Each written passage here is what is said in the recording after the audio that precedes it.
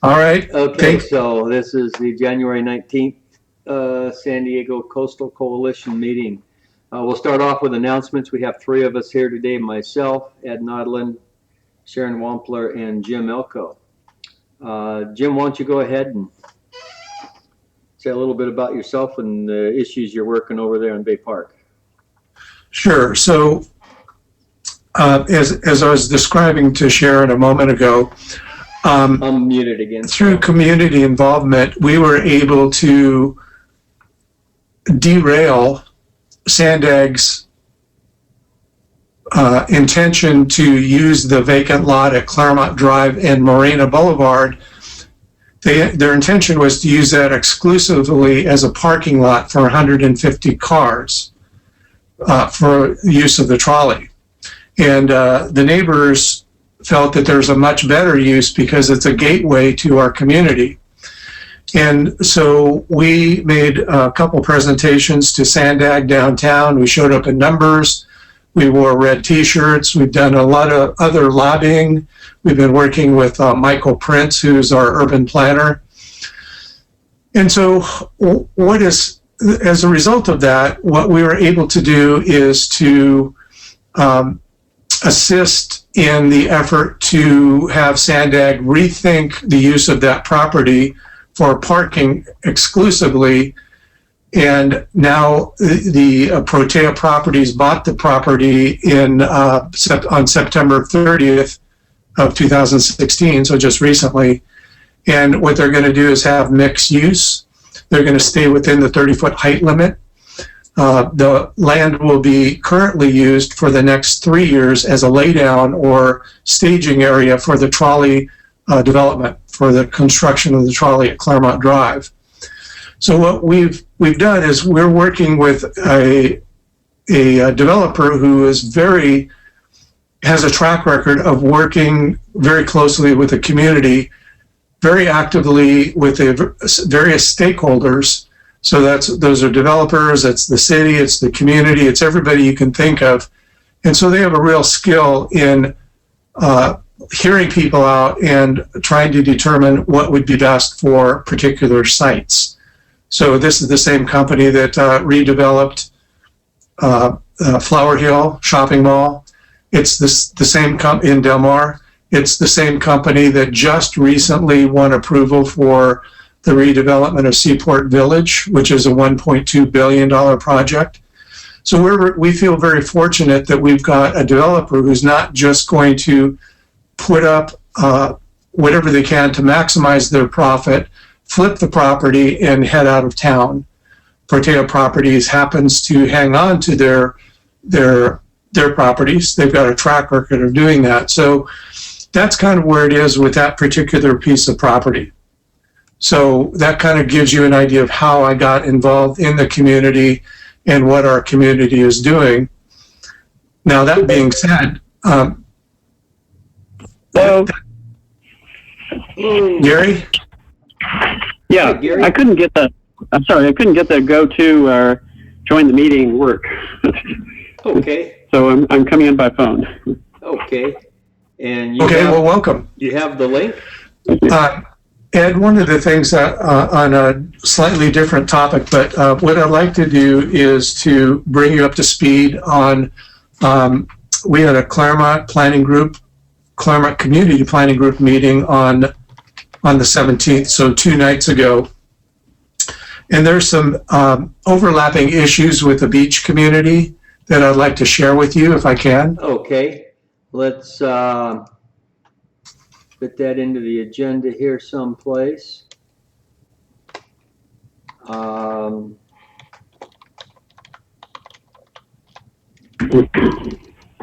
issues. Okay. I'm going to send you a new link, Gary, and just make sure that, if you can get on, great. Where the heck is it?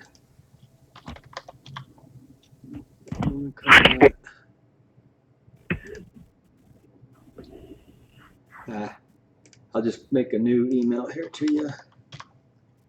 I think the problem is I'm going to have passwords, and it's something just, it went to that go-to thing. It was just, I don't quite have, there's some problems I'm having with my passwords right now, and I think that's the problem. Okay. You should be able to get on without a password. A lot of okay. the software's installed. You might try it while you're sitting here and waiting. Okay. Okay, so we have myself, Jim Elko, and Sharon Wampler on. Sharon is from Bird Rock. Jim was just going over a little of his background. Sharon gave us a little on her background prior to the meeting sort of starting the recording. And now we have Gary Wanacott on from Mission Beach as well. Gary, you had sent me an email and you had a couple of topics you wanted to discuss as well. And that was the transit occupancy tax. Right. And what was the other one? The other one is, well, it was motorcycle noise. That's right. It's, yeah, I mean, that's yeah, that was the other topic. Okay, so I got those both on there. Sharon, have you met Gary before at all from Mission Beach? Perhaps. I think I came to 2 meetings at your house, so maybe I met him at one of those. Okay. Yeah, I think so. And you were kind of interested in the mini dorm issue? No, mansionization. Yeah, the mansions, the houses that are being built in Bird Rock that use every bit of square footage and push the boundaries on setbacks. Yeah. Okay. Right. Yeah. One PD. Actually, you should see one of the builds up off of Ingram. They cut down over 50 mature trees. Yeah, okay. Yeah, that is a problem. Okay, so we'll just go through the agenda here real quick. I got a contact this week from Mauricio Medina, council representative for Barbara Bry, and he was talking to Sharon, and she was telling him about the Coastal Coalition. So he thought that's something he should know about. So we talked for, almost an hour yesterday. Let me go back here. I got to get back to that other email now. And it's Barbara Brie, like the cheese. Okay, Brie. Okay. And where is... now I'm losing I had a meeting. So anyhow, I sent out I did a little write-up just to get my head around what I was going to say to them. And Gary, you and Jim saw that write-up. And I think that can start to turn into a nice review of where we've been the last year and where we see ourselves going. He was more interested in finding out how they can help and how they can get involved with us and what help we need from the city, more than what are you doing and what are you getting your nose into type stuff. So it was real interesting on that part. As I described the various activities going on throughout OB, Mission Beach, Bay Park, De Anza, I think I exposed him to many activities that he really hadn't heard of. So, that's sort of a going theme, is every time I talk to somebody, they're always hearing of something new. So there's a real need for this communication and linkage. Also, Chris Olson sent me a document today. You can't see it, Gary. It's on my screen here, though, but you can go in when I post the meeting notice and see it. This is a Concerned Coastal Communities Coalition. Looks like it's a meeting they held in October. They discussed the coalition purpose and agenda. And it looks like one of their core issues is the San Onofre nuclear plant up there, and all of that. Sea level rise, coastal access, and the cost of maintaining and supporting coastal access, short-term vacation rentals, runoff water, railroad, state beach leases. A lot of the same types of general issues. Now, there's a background memo that was put out September 22nd, and it shows on September 14th, cities interested in forming the coalition held their first organizing meeting in Oceanside. So we have everybody, we got 9 communities from Seal Beach to Del Mar. And it looks like it's organized by this Townsend, where else did I see their name? Townsend Public Affairs Incorporated. So, you know, I've seen some other activities like this. So they could be a nonprofit. I haven't looked into them yet. But Townsend, I think, is a for-profit PR firm. They did a lot of biotech work back in the day. Okay, probably then. You know, they come in and they might be working off of a grant or city funds to help organize this. The attendees are mayors, council members, deputy mayor, another council member, mayor pro tem. So they're taking the top people and bringing them together to meet. Reading through this, I did see where they say, well, we don't know if we want to meet monthly. It really didn't say how often they do want to meet, but they do recognize the need to work together. You know, basically the same story that we have, only on a smaller scale. So it just shows that people are looking to collaborate more at all levels. Well, that's good to hear. Yeah, and I'll get this. This is a PDF. I'll get it and get it posted up on. And once I found out a little bit more about it, so I can properly represent it when I post it, I'll put it out there on Facebook. Chris Olson, who came across this and shared it with me, is also curious whether San Diego was invited into the group or not, and if they declined or just where they stand on that. So I'll see what I can find out on that. Can you hear me? Yes. Yes. Oh, okay. Can you see me? No. Oh, I'm on now. I did get on, so I can see you all. Okay. And you should have a camera if you want to share yourself too and be on the meeting. You have a camera icon and you click that and and you'll join the group. There we are. All 4 of us are now visible. Okay. Claremont issues. Go ahead on that one, Jim. Yes. So the Claremont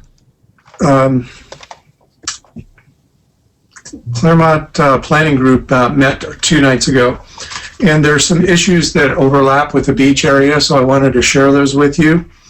The first is that Michael Prince, who has been our urban planner, is no longer our urban planner.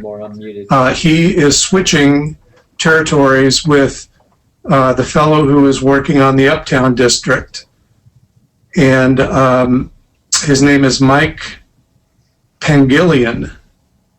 And it sounds like that's already taken place. Now, I know Pacific Beach and I assume Mission Beach were under Michael Prince's jurisdiction. Is it Marlon Paganillian? It could be. I had M. Okay, yeah, Marlon. He's been the La Jolla planner, but maybe he's not now. Well, he said that he came from the Uptown planning. He was the Uptown planner. Okay. So it's yes. So his name's Marlon. Yeah, Marlon. And he was our planner, so I'll have to check if he still is. Okay. You know how to spell that? So in any event, Michael Prince has been working very closely with the Bay Park folks and Pacific Beach with the trolley station on Balboa Avenue. So given that history, he is going to remain in that limited capacity here along the transportation corridor in Bay Park. And he's going to also be working uptown as well as the College Center area. So it's good that we're not losing that history with Michael, because our community has grown to trust him and he's gotten to know our issues. So that was kind of a big deal. So Also, Lori Zaff showed up, and she had a couple of interesting things to say. The first is that there was a recent discovery that the pension board, from the pension board, that they are $60 million, I shouldn't say in the hole, but there's an there is a unexpected $60 million that is going to hit the city budget. And so that's going to have a huge impact across the city, and that there's going to be a 3.5% cut in labor for all city departments.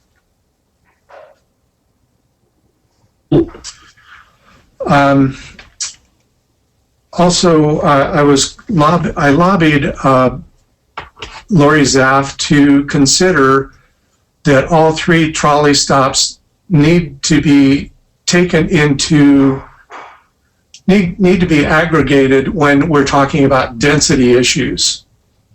And the reason I say that is federally, state, locally, the transportation corridor needs to have higher density. That we know that's going to happen.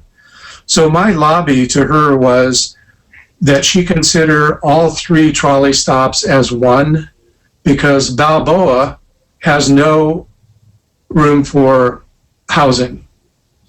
There's no room. In the future, there might be long-term if the city maintenance lot, which is huge, that's kind of on the way to Costco. If that were at some point converted to housing, that would make a lot of sense because it'd be next to a trolley stop. But at this point, there's no housing that can go in there.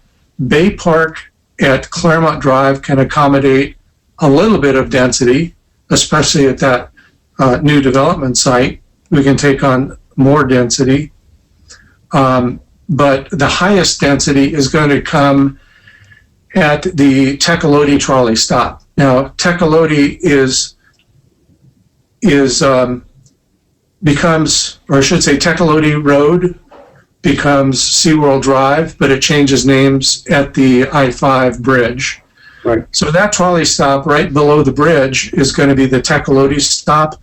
And the owners of that land, which is the Toys R Us, Jerome's, Armstrong Nursery, thanks for pulling that up. That, I don't remember how many acres it is, but 3 of the landowners there have hired an architect. That's it, perfect. They've hired an architect, and that architect made a presentation to the Linda Vista Planning Group. And let me just draw a border. See, as you can see, the SeaWorld Drive and Tecolote Road. That is the border between the Claremont Planning Group and Linda Vista Planning Group. So that's important to us who are working in the planning group itself, but we need to look at this holistically, because what they're proposing at that site where you see those industrial buildings, Toys R Us and Jerome's, So is a talking huge about this whole parking lot here. Whoops. Yep. How do I get? Yeah, I right turned there. on drawing tools if you want to. That's a pointer. Lost. Spotlight. There's the pin. You can also. I turned on a pin if you want to draw. So you're talking about this whole area Yes. here. Yes. Okay. And you can even extend that a little bit further south. But that's the area that we're talking about. And the reason that I'm bringing this up in the context of density is that they are proposing, those owners are proposing to go 90 feet. That's 90 feet. Yes. And so that caught the attention. When we heard this, I went to the planning group, the Linda Vista Planning Group, when they made that announcement. It was shocking. They didn't get much pushback, believe it or not. But that being said, I'd like to tie this into the holistic approach of, if we're going to have density along that corridor where those 3 trolley stops are, it makes most sense to have it there at the Tecolote station. However, 90 feet is awfully high. And that wherever they end up with the maximum height level remains to be seen. So that's point number one. Let's look at these 3 trolley stops in aggregate. Now, one of the interesting things at this meeting that I attended 2 nights ago, and Lori Zaff was there, one of the people on the Claremont Planning Group said, "Are you aware that it's going to go 100 feet?" Well, it's either 100, I think it's 90. That's what the initial proposal was. And Lori had no idea that this was going to be happening, which, needless to say, shocked many people in the room. So I assumed that the boundary in Lori's district was the Tecolote Road, and after doing a little more research, it looks like it's Fires Road that is the boundary in Lori's district. So this is going to take place within Council District 2, and it's quite surprising that she wasn't aware of it, but now she is aware of it.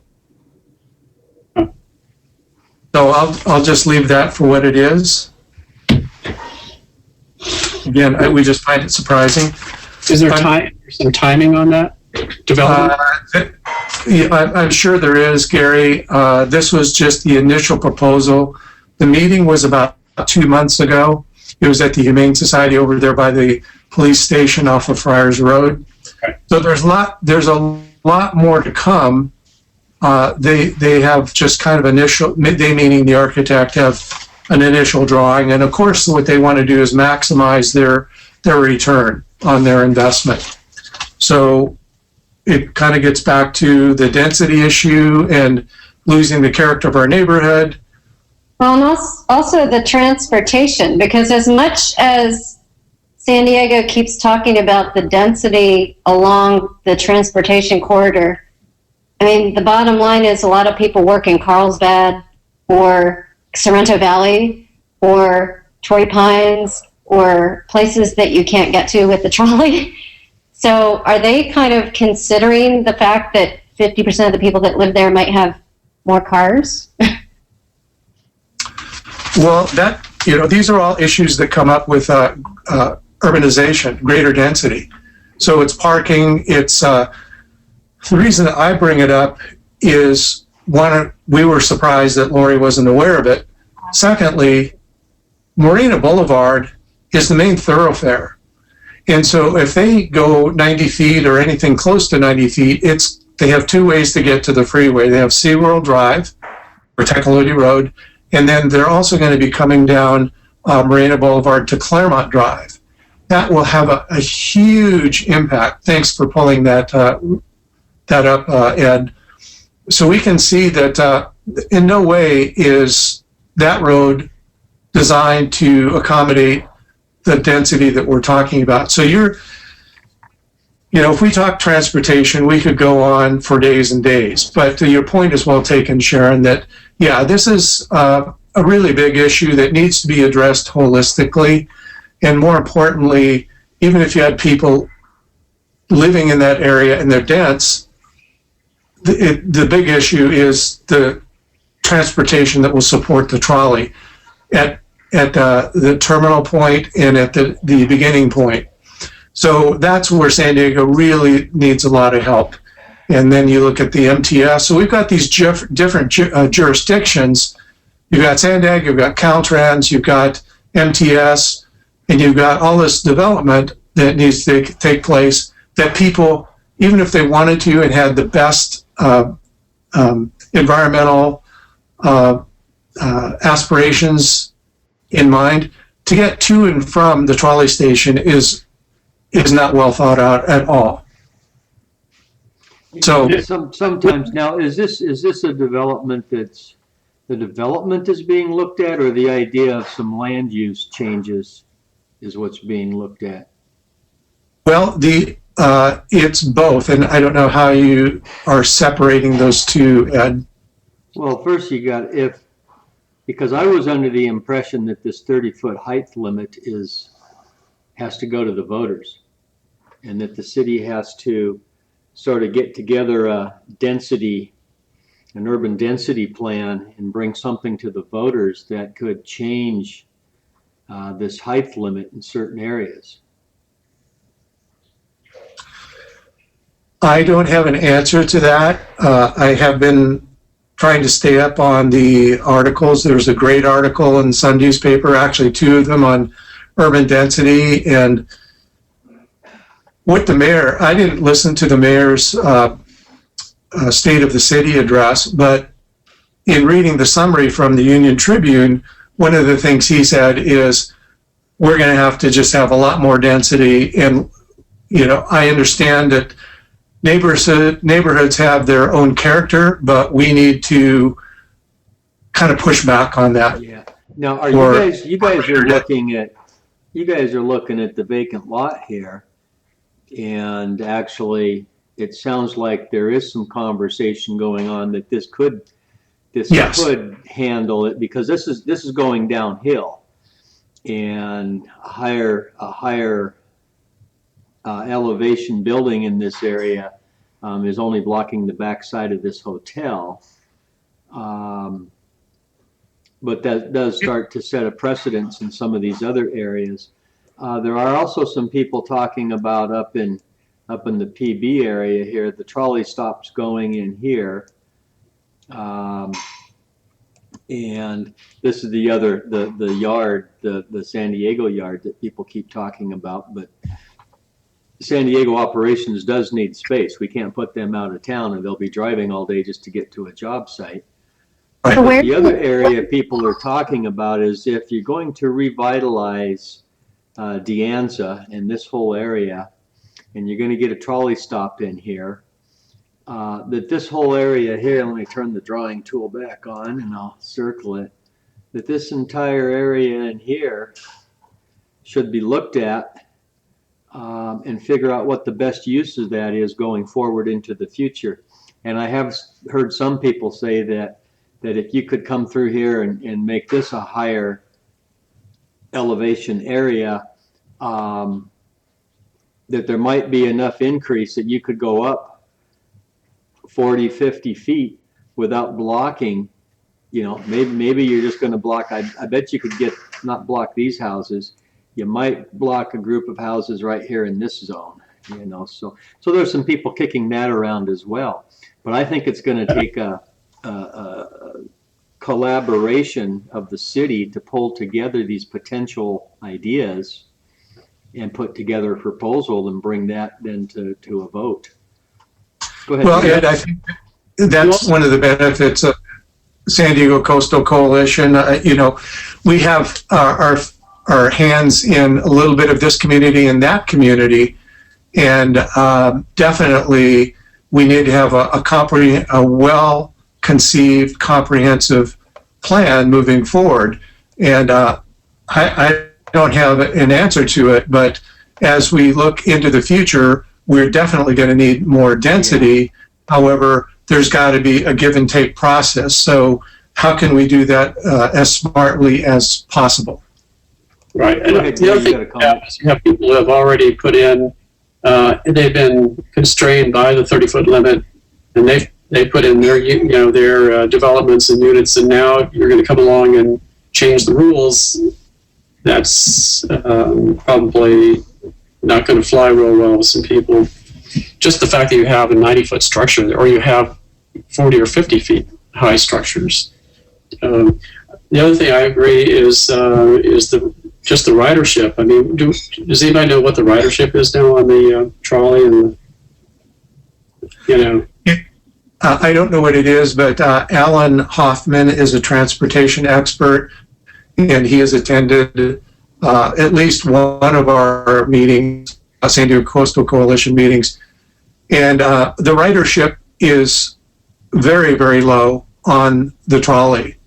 The return for fares is relatively high, but we are one of the lowest, if not the lowest, in the state of California. Right. I mean, I rode the trolley in Stuttgart, Germany for about a year. And the reason why it was successful there, I think, was because a train came every 10 minutes. You know, it was one right after another. I mean, you didn't have to necessarily plan your your life around the train. Yeah, I rode my bike up past Qualcomm one day, and I thought, I'll take the bike on the trolley. I haven't really used the trolley, especially with a bike. And the first thing I saw was a sign that said only 2 bicycles per car. And I thought, well, that's not going to promote a lot of people using bike trolley combinations. And it looked like it was about 5 minutes to the next trolley coming up. Maybe it came by early, but I think I waited 15, 20 minutes for the next one to show up, and I could have rode home in that time, And I think that's the thing is San Diego talks about density, and we'll have all this mass transit. But the reality is, right, I was just in Rome, in Italy in December, and I was in the UK. And basically every city I go to, we take buses and mass transit. My husband's from Edinburgh. We take buses everywhere, and it doesn't take 2 hours. So I think San Diego needs to start having a real conversation about how do they do this in parallel, because they kind of give it lip service and say, oh, but we have this trolley. They were talking about the trolley coming to UCSD when I came to grad school there in 1988. Yeah. That was 29 years ago. Yeah. And So back anyhow, then- there is a little bit of a chicken and egg. You have to do a little of both to get there. Population growth and housing density is one of the 12 topics on our collective focus when I put together some of the issues we've talked about over the year. So I do have it captured here. If I could just throw in a couple of other things that came out at the meeting. Like I said, we could talk about this issue all night long and probably all week long. But another thing that came up at the meeting was that Chris Olson will be making a presentation to the Claremont Community Planning Group next month at our meeting, and the topic is going to be De Anza. So he will be giving a report to the Claremont group, which is like in our backyard or front yard, about De Anza. And we get back to the theme of let's not build barriers between communities. Let's make sure that we understand what's happening with our neighbors, and because it affects all of us. And my final thought is something that Lori Zaff, and it is that it is so important for the community to weigh in at town council meetings. She couldn't emphasize this enough, that council members are busy with their own agendas, but when they see people showing up and making a racket, I mean, I don't mean that in a negative sense, but making their issues known in a civil manner, it gets the attention of the council people. So I thought that was very interesting for her to say, because we did that very thing at Sandag with the Build Bay Park Boardwalk group. And so it's very encouraging for her to say, and she's actually a member of Sandag. She represents the mayor at those meetings. And the fact that we showed up en masse had an impact, because they voted us down.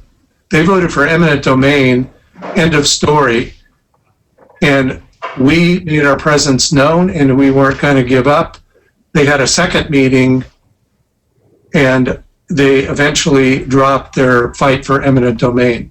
Now, there's probably a lot of things that happen behind the scenes, but what she wanted to emphasize is, please, please, please make your issues known. Go to the council meetings. So let me just, one of the major issues in Mission Beach is, and you remember that the elementary school is the development project that was voted down by the town council, Mission Beach Town Council, by the Mission Beach Precise Planning Board. And it then went to the Planning Commission. We had a large group of people there in opposition to this project because it violated the zoning laws. The Planning Commission concluded it was going to be the gem of Mission Beach. It then went to the City Council. We had a large group of people. This is Lori's group, her Mission Beach people. And she just completely ignored this very large group of people in favor of the developer, who happened to give her $36,000 in Well, some sort of political funding. So maybe that outweighs the large group, I guess. yeah, I think that your point is well taken. There are two takeaways that I get from that is that one is you can't win every battle, even though Right. we try. And secondly is that we didn't just show up and I can't speak about your group, but we had tons of emails going to Mayor Faulkner, Todd Gloria, who's the other member of SANDAG, who represents the city. And the other thing is to get a running start, it's like, we're not going to go away. We need to get that, Sharon, getting back to the comment of being proactive. It's like, this is really important to us. We want you on the record. We want to understand where you're coming from. We want you to understand where we're coming from. We want to work with you, and we're not going to go away. And it So- probably used a lot of lawsuits. Right, and that's what happened. We ended up, I'm not involved, but a number of neighbors then sued the city and the developers and stopped the whole thing. But what's interesting, one of the major, and this kind of goes back to the conversation about developing that land where Toys R Us is, I'm assuming they would need some sort of an EIR before they can proceed. And that includes a traffic study. The traffic, and this turns out to be one of our major things that we were able to do with this elementary school project is we did a really detailed review of what the developer's traffic analysis, traffic study, and we found huge flaws in it. And that is now what the California Coastal Commission is sent back to the developer and said, you got to do this over. And they told them they had to do it over before last summer. They told them it had to be during the summer months because Mission Beach, goes from 5,000 to 20,000 people in the summer. And the developer refused to do it. So the California Coastal Commission has delayed the review of the project until after next summer and told them do it into the summer of 2017. So traffic studies, they can be a big help to the communities. I mean, if the developer really does a really poor job, and in this case, the developer did. So that's something to keep in mind. And this is going to require a significant traffic study as part of the EIR, I'm sure. Right. So I added a couple of items here on our coalition focus document, the increased participation in city interaction at town council meetings, and improving the public/city perception. Oops, I just moved something in a second. Perception and understanding the limits and systems that impact efforts. What I want to put here, I'll say improvement efforts. And that's something that I think that we can take head on, that I don't see individual groups doing, is finding ways to bring the information out the city has and the challenges they have. Now if there's true corruption going on, they're going to hide that. But I think a lot of times it's just, these are big complex situations, issues and systems, and lots of players. And the more we can help get that perception out to the people, and the more we can help the people's voice get to the city, would be a good thing. Let me just say also, part of the reason why this may be on her mind right now is that we've been pressing for a second trash pickup now, in the summer of 2017. And there was a group, Beautiful MB, that then started pushing for a maintenance assessment district supported strongly by the city. So they wanted to see, this go through, and so that would raise another $500,000 or $600,000 that could be used for projects in Mission Beach, including the second trash pickup. And we had meetings at the city, at the town council, a number of them, and we didn't hear a huge amount of opposition. We kind of took a neutral position because we didn't know how it would go. Anyway, the Beautiful MB person kept pushing it, and then had a meeting. And suddenly, out of nowhere, about 15 or 20 people living in Mission Beach showed up and literally screamed down the vote. I mean, they were yelling and screaming, "We're not going to raise my property taxes." And I think it kind of caught Lori and Bruce by surprise, and so it's dead. That larger maintenance assessment district is dead, and now they're kind of looking at one that's much smaller, specifically for the trash only. But that's even 2 or 3 years away. Anyway, that was my point. We have 40 people showed up at our last town council meeting, but you got to have some of the right people. I mean, you got to have a nice cross section of people there that represent a lot of different views, and you don't always have that. Okay, let's move on past these.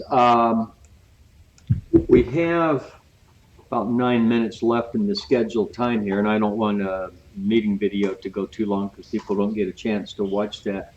But let's touch on McMansions and the transient occupancy tax real quickly. Basically, I don't think you really had a topic on that, Sharon. You were just sort of talking about it, and you've mentioned it throughout. I mean, I can just summarize kind of where we're at, but about 3 or 4 years ago, there was concern in the neighborhood about initially, multiple developers coming in and bypassing coastal development permits by using the 50% rule, which was meant for small remodels but has turned into total complete rebuilds. And the city knows this has been abused. So we were told to go through community groups because there was a lot of concern in the neighborhood. So we presented to the BRCC, Bird Rock Community Council, the DPR, the Permit Review Committee in La Jolla, and finally the La Jolla CPA. And they created an ad hoc committee on residential single-family zoning, and no one wanted to chair, so I ended up chairing. So actually, Eric Lindebach from Bay Park was on our committee. He's an architect. He's a partner with Safdie Rabin. And the reason he was on the committee was because he said similar things are happening in Bay Park. So he had concern just about good design and construction. And so anyway, the history is we worked on this for 2 years. We were in the process of getting community inputs and creating a final report, but our work was kind of cut short. So we have continued our work as a community collaborative, Citizens for Responsible Coastal Development.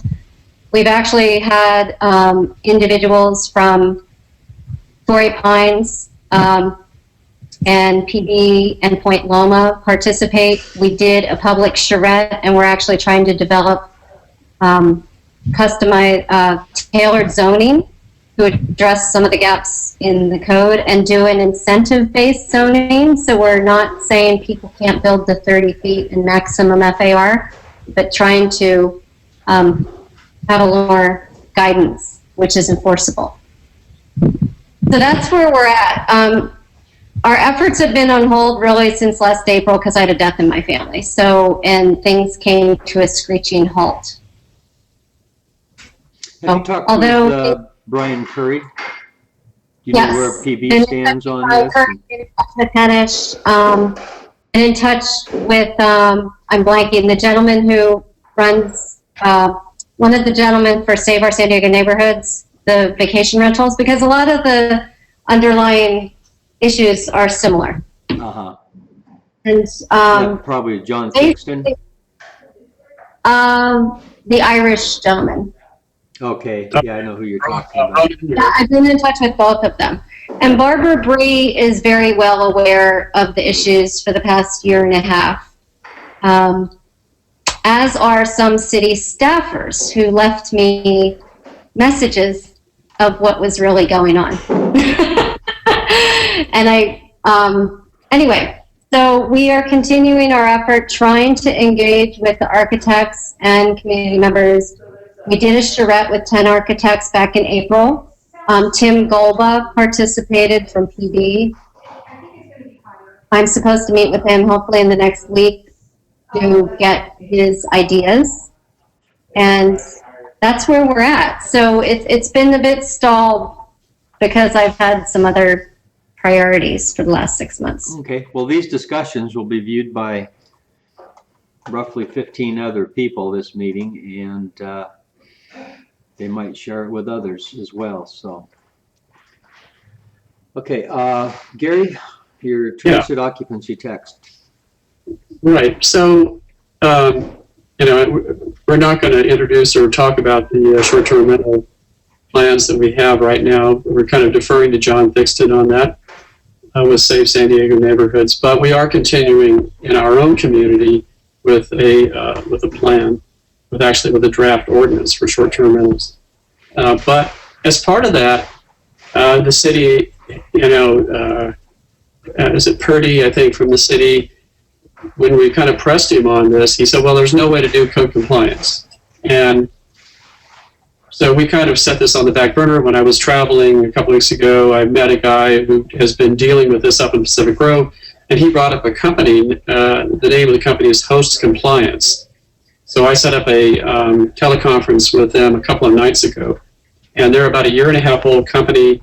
That's their primary purpose, is to provide that service to cities. So they're doing it all over the U.S. right now, where they have the short-term rentals, and they're mainly mathematicians who have written a number of algorithms that allow them to scan all of the listings, get all of the addresses for all the STRs, and they filter out the duplicates, and they really get it down to the real numbers, and they have set up then schemes for then determining whether or not these people are paying their TOT.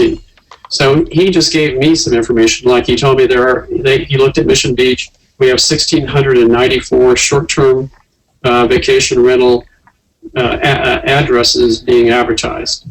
And so I did a quick calculation. That's about 3.4 million in TOT, assuming the short-term rental is rented, say, 50 days of the year, and the average price, I think, was $350 or $409. So then I asked, well, what about the city? He says, oh, yeah, well, the city has 12,000, what was it? The city has 12,854 short-term rentals, and that's within the city limits. So then I said, well, what about the county? And he said, okay, well, within the county, which includes the city, would be 19,821 vacation rentals. And so I then did the calculation for the city, and it came out to be about 23, and this is TMD, and without the TMD, the TOT only, because these are all, I think, less than 70 units. And it comes out to be about $23 to $24 million. And so, I've actually now prepared a letter that is going to go out tomorrow to Lori, saying I'm pretty sure that we're probably getting less than half of that, that are code compliant, people just aren't paying. And so that's about, I don't know, $10 to $12 billion that's sitting on the table that the city is not collecting. And I also, from code compliance or host compliance, they gave me a rough estimate of about $1 million to do this job for the city of San Diego for those 12,000. It's basically based on the number of that's it right there. It's based on the number of units that they're looking at. So Lori mentioned there's a shortfall, and yet they're leaving all this money on the table. Mayor Faulkner said he wants to raise the TOT 3% or something to raise funds for the It's 6 o'clock. convention center, and yet again they're just not getting money. They're not getting all their money, and they could do it. I think it's about a 10-to-1 investment return if they took this route. Yeah, I'm going to look into this a little bit myself after the meeting. So the other thing I'm going to mention is the other thing that we're kind of proposing. Well, we passed a resolution of the town council that asked Council Member Zapp to take us back to the 1980s when the TOT was put into a line item budget. It was separate from, it did not go into the general fund. So then the TOT could could then include or address community issues. There was a lot more accountability as far as where the money was going. People in the beach areas, La Jolla, Bird Rock, Pacific Beach, Mission Beach, so on, they could see where their monies were actually going that was coming out of the beach area. So one of the things that I proposed to Lori is that maybe what they do is they actually have two pots of money. So they do a pot of money that would be coming, the TOT from hotels, which is probably about 190 million, and then maybe the 24 million if they could get around to collecting it from the vacation rentals. And they keep those in two separate pots. And what we would do then is go back and do a line item budget on that part of the TOT which was collected from vacation rentals, and then those could be distributed to some degree based on the number of short-term rentals or the amount of income or TOT raised from each of those different neighborhoods. So that it's basically a way of getting back to where we have some more accountability of the monies that are coming out of our communities, and we have a chance to see that at least some of it is now coming back in directly. And so that's something which we're going to continue to press with Lori. That actually goes hand in hand, though, with our proposed draft ordinance on short-term rentals, which is, again, more oriented to separating those communities that are in the coastal overlay versus those that are not, because they're so different. And then even within the coastal overlay, because there's a lot of uniqueness between Bird Rock, La Jolla, Pacific Beach, Mission Beach, that you have sort of subsections within the short-term rental that would then be you could then tailor to the uniqueness, the character of these individual communities. And that's kind of what we're pressing forward with. And as I said, we're kind of holding off a bit until John Thixton is kind of he's got his ideas he's working on. I said, wait, the city, I don't know how they're ever going to come up with an ordinance. How do you come up with an ordinance that covers everywhere from El Cajon to Bird Rock? So anyway, we think it's going to be a while for them to do that. So there'll be time for us to try to put something together. And eventually we'll come back. We may be able to use the San Diego Coastal Coalition as our vehicle for trying to get these communications going. We have a guy in our community who just went through this up in his San Luis Obispo area for 11 years of putting together their ordinance. So he has a really good idea of what the Coastal Commission will allow and what they won't allow. And so anyway, that's something separate I didn't mean to get into, but it's sort of tied to this whole TOT thing, and that we want to try to press or push to get some of these monies back into the communities and provide better accountability. Yeah, I met Bob a couple weeks back. He was shoveling sand off the boardwalk up there. Bob, To help him, we started chatting, and then your name came up, and we made the connections there. Right. Okay. So a letter going out tomorrow. We'll see what kind of response we get. Okay. We're 53 minutes in since we started the meeting video. Motorcycle noise? Just that it's pretty much an issue in most communities. I mean, certainly Mission Beach has that issue.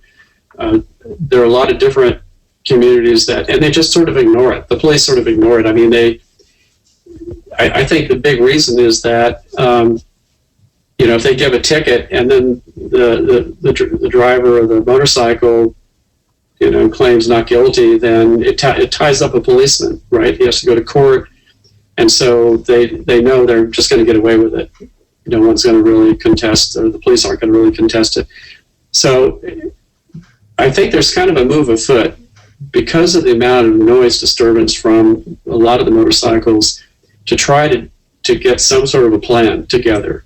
And I'm just introducing this. It just came up at our town council meeting a few days ago. So just sort of mentioning it to see if it resonates, with some of the other communities. So if you get any sort of an article or anything on that, or want to post something on the Coastal Coalition's Facebook group, that's a place where you can see if there's, if you get any input back from people. Okay. Okay, and the what I thought was going to be the big item of the day was we sort of work on a outline for going out and actually attending each of the council meetings and other groups like Beautiful PB or Mission Beach. We'll put this off for now. Basically, though, as I see it, the first thing would be a short presentation that people that attend our meeting can take to their groups and say, hey, here's what they're about. They'd like to come in and, get on the agenda. And that conversation could just be one-on-one. It doesn't necessarily have to be during the meeting time. And then, the other one was, what would that presentation look like? We need to decide, is that a 5-minute agenda item we would be asking for, 10-minute, 15-minute? And I think something like that, it would be a real short set of 2 or 3 slides or handout or something, saying this is what the SDCC, I got it typed wrong here, SDCC is, this is the current focus, this is how to follow us on Facebook or participate in various meetings, and then we sit back and we listen to the organization talk a little bit about what their current focus is, and for this year, what their major issues are, and just look for that kind of alignment. Mostly a way just to get some traction, get a little bit more membership, get more people on the Facebook group. I'd like to see, with as many citizens we have up and down the coastal area, I'd like to see, 1,000, 2,000 people on here, starting to discuss and put some opinions in on these issues. I don't want to turn this into another next door. If you got your little issues and stuff and there's a lost cat, or you wanna go on about bicycle theft or something, take that to next door. But if you want to get into some serious conversations, this would be the place to do it. Well, and I think it's important because there are things going on in our neighboring, things going on in La Jolla that are relevant to BB, and things going on in PB that are relevant to La Jolla, but we don't know. And I think, and we're all interfacing with the city, often fighting similar battles. Right. I think if we can have better awareness and how some of these various issues integrate, and then how we can have a united voice, that would be tremendous. Yeah. Yeah. And one of the things I'd like to do in something that I think the coalition can do is start to change our language a little bit from we're all fighting battles with the city to we're all working on challenges in getting stuff implemented, and because if I talk one-on-one with just about anybody in the city, they got their own challenges that they're working through, and challenges of getting word out to community and stuff. And so yeah, that's something we want to do. I usually use proactive solution generating words, but oh yeah, we all do. I do too. Being that I'm the one that makes the recording and actually drops it online, I'm real conscious all the time listening to everybody talk and thinking about what it is we're projecting and how we're projecting it. And so over time we'll all get better, and we'll have some really good positive videos going out. One of these days somebody's going to say something and my phone's going to ring off the hook. We're going to get all sorts of hate mail and all sorts of stuff like that. What are you guys talking about? What are you doing? So far, it hasn't happened. The point is, it doesn't have to be a battle. That's the whole point. If people are informed and there's better awareness and communication, then it's going to reduce conflict, because people won't be surprised by what's now suddenly happening in their backyard. And so.